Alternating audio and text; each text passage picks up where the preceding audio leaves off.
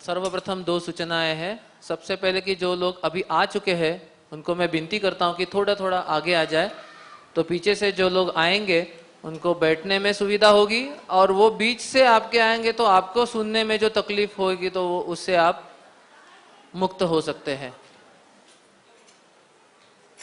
जितना आगे हो सके उतना आइए।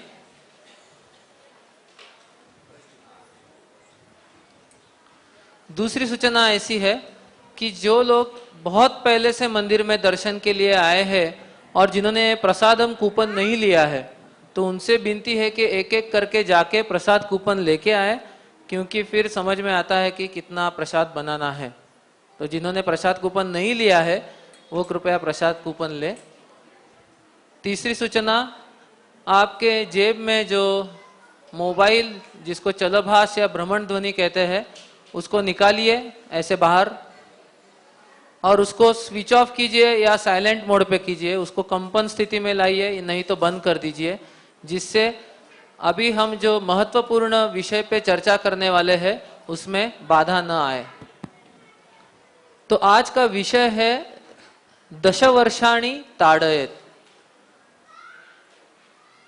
इसका मतलब सीधी सीधी भाषा में या हमें समझ में आए इस भाषा में कहना है तो हमारे जो बच्चे हैं जो 5 से 15 साल में है या उससे आगे है या संस्कार क्षम स्थिति में है, तो उनको हम अनुशासित कैसे करें, how to discipline our children, इसके बारे में हम अब चर्चा करने वाले हैं।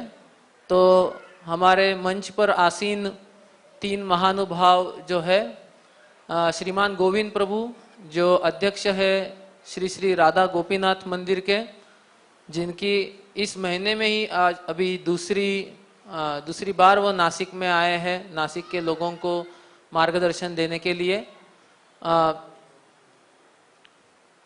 तो अभी ये यूएसए में, इंग्लैंड में, सब जगह अभी कृष्ण भावनामृत और कृष्ण भावनामृत के साथ साथ हमारी जो वैदिक जीवन पद्धति है उसके बारे में प्रचार करते हैं।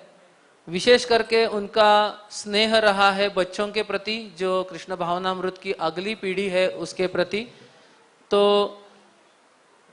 वो विशेष प्रकाश डालेंगे कि आज क्या स्थिति है, ये टीन एज बच्चे हैं उनके बारे में, और उनको वहां तक माने अनुशासित टीन एज बच्चे होने के लिए होना कितना जरूरी है भारत के लिए और पूरी मानवता के लिए। श्रीमान शिक्षाष्टकम प्रभु नासिक के ही मंदिर के प्रमुख है, और वो भी इंग्लैंड अमेरिका जाके प्रचार करते हैं पूरे भारत में, और बाहर भी उनके गीतामृत के प्रवचन जिसमें हम सब लोग आते हैं बहुत प्रसिद्ध है। तो वो भी इस विषय पे प्रकाश डालेंगे। और आज की जो प्रमुख वक्ता है सुश्री इंदुमती जी, ये अहमदाबाद से या जिसे कर्णावती कहते हैं वहां से आई है। ये पुनरुत्थान विद्यापीठ की कुलपति है, वाइस चांसलर ऑफ पुनरुत्थान विद्यापीठ। पुनरुत्थान विद्यापीठ एक भारतीय ज्ञानधारा से शिक्षा प्रदान करने वाला एकमेव भारत में केंद्र है, जो पूरी हमारी जो भारतीय ज्ञानधारा है, जो वेदों से, उपनिषदों से, महाभारत, रामायण, भगवत गीता, बाकी सब पुराणों में सब जो हमारी ज्ञानधारा दी है, तो इसके बलबूते पे जो अभी तक, जब तक अंग्रेज आए नहीं थे तब तक जो शिक्षा प्रणाली चलती थी, जब भारत एक सोने की चिड़िया कहलाता था, तो वो कैसे था, वो आज के जमाने में संभव है क्या, और वो नहीं तो क्या, और वो है तो क्या, इसके ऊपर 30 साल तक उन्होंने चिंतन मनन किया है। और जो ये लालयत पंचवर्षाणी दशवर्षाणी ताड़येत जो चाणक्य का सूत्र है, इसके ऊपर उन्होंने पूरा जो पेरेंटिंग जिसको कहते हैं या पालकत्व के सिद्धांतों के ऊपर उन्होंने बहुत कुछ लिखा भी है। तो वो आज का ये विषय की प्रस्तुति करेंगे। तो मैं श्रीमान गोविंद प्रभु से विनती करता हूं कि ये जो कार्यक्रम है उसको आगे ले जाए। धन्यवाद। ओम अज्ञानतिमिरन्धस्य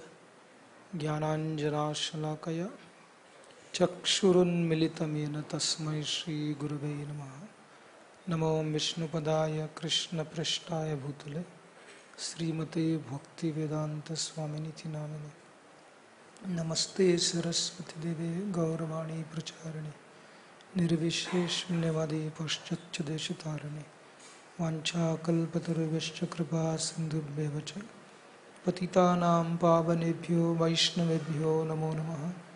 जय श्री कृष्ण चैतन्य प्रभु नित्यानंद श्री अद्वैत गदाधर श्रीवासदि गौर भक्तवृंद।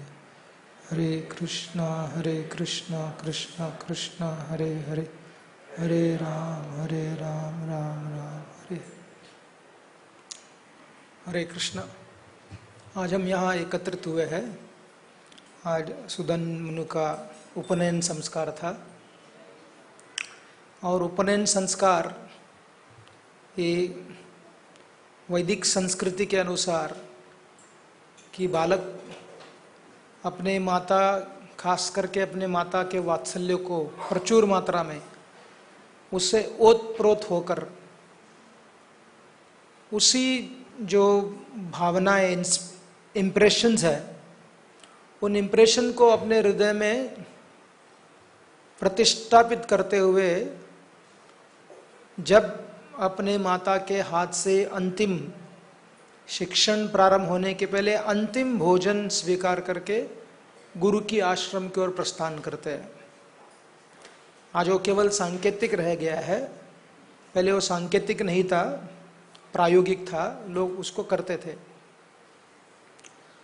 तो इसी अवसर पर इस विषय है कि ताड़यत दशवर्षाणि, यानी कि 10 वर्ष तक, लालयत पंचवर्षाणि ताड़यत दशवर्षाणि, यानी कि 10 साल तक विद्यार्थी किस प्रकार से एक डिसिप्लिन, यहाँ ताड़ना इसका अर्थ ये नहीं होता, संस्कृत भाषा ये केवल डायरेक्टली प्रत्यक्ष रूप में शब्द का अनुवाद नहीं करता, उसके पीछे जो आशय है, उसके पीछे जो एसेंस है उसको प्रस्तुत करता है। तो इसका अर्थ है कि किस प्रकार से विद्यार्थियों को डिसिप्लिन करना है, क्योंकि जहां केवल वात्सल्य दिया जाता है तो उससे बच्चों को प्रेम तो मिल गया, लेकिन जीवन केवल प्रेम का भरा नहीं होता, जीवन संघर्ष का भी होता है। उस संघर्ष को झेलने के लिए एक डिसिप्लिन, शिष्य का अर्थ है जिसको डिसिप्लिन दिया गया है। इसलिए शास्त्र में कहा गया है कि पिताजी और गुरु विद्यार्थी को प्रत्यक्ष रूप में किसी प्रकार से उसका श्लाघन नहीं करते। विद्यार्थी एक पत्थर के समान होता है और गुरु एक मूर्तिकार के रूप में होता है। अगर मूर्ति ठीक से बनाना हो पत्थर से, तो मूर्ति को क्या करना होता है? मूर्तिकार चिजल लेकर उसको तोड़ते हैं, उसको शेप देते हैं, बाद में उसको घिसते हैं, यानी कि कितना कुछ करना पड़ता है, उस समय वो मूर्ति बन जाती है। शास्त्रों में एक ऐसा उदाहरण है कि एक विद्यार्थी था, और खास करके जो ज्यादा उत्तरदायित्व का जीवन जीते हैं उनके साथ गुरु उनको और भी कड़ी परीक्षा लेते हैं उनकी। ऐसी कथा है कि एक बार एक शिष्य अपने गुरु के आश्रम में निवास कर रहे थे, तो निवास करते करते उनके गुरुजी ने कभी उनका प्रशंसा तो किया ही नहीं, उनको बार बार कठिन परीक्षा में लगा देते। तो एक बार उस विद्यार्थी को इतना गुस्सा आ गया, उसने सोचा मैं इतना सब कुछ करता हूं फिर भी मेरे गुरुजी मेरे प्रति इतना क्रोध क्यों करते हैं। उसने सोचा मेरे गुरु के सिर पर मैं पत्थर मार देता हूं। ये सोचकर वो अपने गुरु के आश्रम, जहां गुरु का घर था, वहां चले गए। ऊपर से वो पत्थर फेंकने वाले थे। उस समय गुरु जी की पत्नी उनसे प्रश्न कर रही थी, आप इस विद्यार्थी के साथ में इतना क्यों कठोर व्यवहार करते हो? तो गुरु जी ने कहा वो एक मणि है, वो एक हीरा है। अगर वो एक साधारण होता तो मैं उसके लिए ज़्यादा प्रयास नहीं करता। एक हीरा होने के नाते उसको चमकने के लिए घिसना पड़ता है, उसको शेप देना पड़ता है। तो इसलिए मैं उसको शेप दे रहा हूँ। वो मेरा सबसे प्रिय शिष्य है, लेकिन मैं बोल नहीं सकता। जब वो विद्यार्थी ने सुना उसके मन में इतना प्रायश्चित हो गया, तो उसने सोचा कि मुझे अब ये कथा के पीछे आशय देखो, इसके लिए प्रश्न मत करो, अरे ऐसा क्यों किया उसने। तो उसके मन में इतना दुख हो गया, प्रायश्चित की भावना हो गई, तो उसने सोचा कि मुझे जो गिला घास है उसमें बंद होकर धीरे धीरे से मरना चाहिए। ये उसका निर्णय था, कोई शास्त्र में ऐसा नहीं लिखा है। जैसे सती के बारे में किसी भी शास्त्र में नहीं लिखा है कि जब विधवा होने के बाद इस प्रकार से अग्नि में प्रवेश करना चाहिए। आप एक भी श्लोक शास्त्र में नियम के रूप में दिखा नहीं सकते हो। तो जब ऐसा उन्होंने निर्णय लिया, काफी समय के बाद गुरुजी को समझा कि ऐसा विद्यार्थी कर रहा है, परंतु बहुत देरी हो गई थी। परंतु ऐसे करते करते वो क्या कर रहा था, जब ये जल रहा था उस समय एक अद्भुत ग्रंथ भगवान श्री कृष्ण के दिव्य चरित्र को कविता के रूप में उन्होंने प्रस्तुत की। और जैसे अंतिम पर्व आया उस समय उसकी जीवा जलकर भस्म हो गई। हाँ? तो परसों में किसी से बता रहा था, ये होता है समर्पण का जीवन, परंतु आजकल क्या हो रहा है, रिवर्स सती हो रहा है। स्त्रियां सिगरेट फूंक रही है, शराब पी रही है, दिस इज द रिवर्स। बाहर से जलने से अंदर से जल रहे।